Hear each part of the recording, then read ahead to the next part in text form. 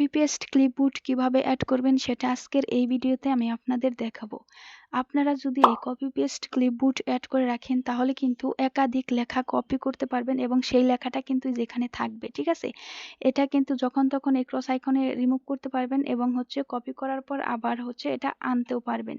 এনে আপনি যে লেখা ইচ্ছা সেই লেখা পেস্ট করে দিতে পারবেন। সো বন্ধুরা, আমি আর কথা বাড়াবো না, মূল ভিডিওতে গিয়ে দেখাচ্ছি বিস্তারিত, তাহলে আপনারা ভালোভাবে বুঝতে পারবেন। চলুন তাহলে মূল ভিডিওতে চলে যাওয়া যাক। আপনারা প্রথমে এখানে দেখবেন সার্চ নামে একটা অপশন আছে, এখানে ক্লিক করে দেবেন।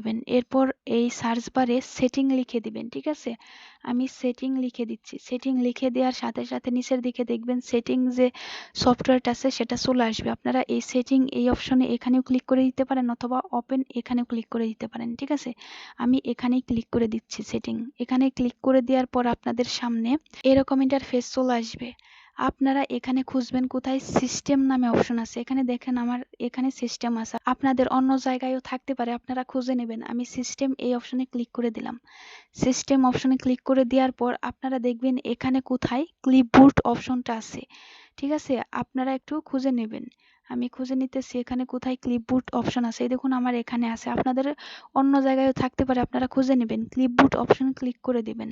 ক্লিপবোর্ড অপশনে ক্লিক করে দেওয়ার পর আপনাদের সামনে এরকম ইন্টারফেস চলে আসবে। এখানে দেখবেন যে ক্লিপবোর্ড হিস্টোরি, এখানে আমার এই অপশনটা কিন্তু অন আছে, আপনাদের কিন্তু অফ থাকবে।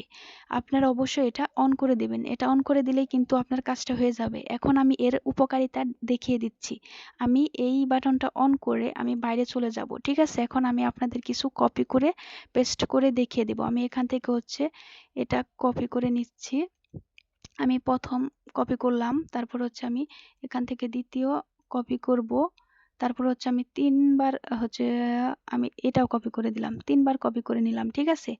এখন যদি আমি নর্মালি এটা পেস্ট করি তাহলে কি হবে, আমি লাস্টে যেটা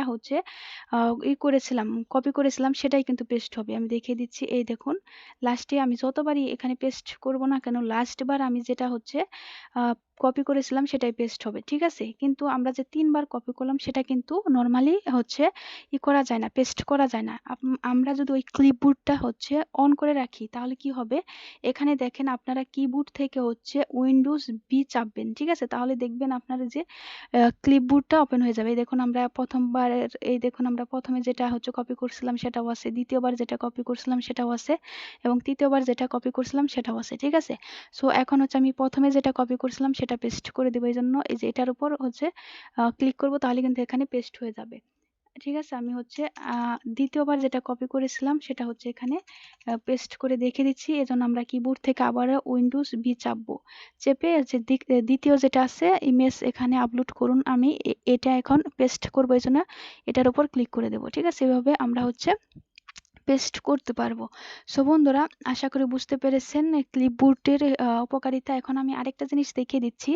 সাপোজ ধরেন আপনি কোনো লেখা ওই ক্লিপবোর্ডের মধ্যে লং টাইম রাখতে চাচ্ছেন, অর্থাৎ আপনি যতদিন পর্যন্ত ওই ক্লিপবোর্ড হিস্টোরিটা অফ না করবেন ততদিন পর্যন্ত থাকবে, বা উইন্ডোজ না দিবেন ততদিন পর্যন্ত থাকবে, ঠিক আছে? সেটা কিভাবে, সেটা পিন করে রাখতে হবে। আমি কিবোর্ড থেকে আবারও উইন্ডোজ বি দিয়ে দিচ্ছি। তারপর এটা পিন করার জন্য আপনারা এই থ্রি ডট এখানে ক্লিক করে দিয়ে আপনারা যে পিন আইকন দেখতে পাচ্ছেন, এখানে ক্লিক করলে কিন্তু এটা পিন হয়ে যাবে, এটা কিন্তু থেকে যাবে, ঠিক আছে?